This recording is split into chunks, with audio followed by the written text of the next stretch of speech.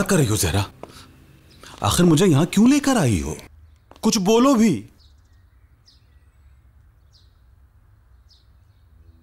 आप बताइए खजर साहब, क्या हम इस घर से बाहर नहीं जा सकते हैं? मैं पहले भी आपसे ये बात करना चाहती थी। अगर ऐसा हुआ तो क्या हम रेहान को खो देंगे? क्यों? बाबा ने जो कुछ रेहान के साथ किया, क्या वो काफी नहीं है? इसके अलावा क्या ऐसा हो सकता है? तुम क्यों ऐसा कर रही हो? बाबा ने कहा है कि अगर खजर घर से चला गया तो मैं रेहान को बता दूंगा कि वो इस घर की सगी बेटी नहीं है। नहीं, बाबा ऐसा कैसे कर सकते हैं?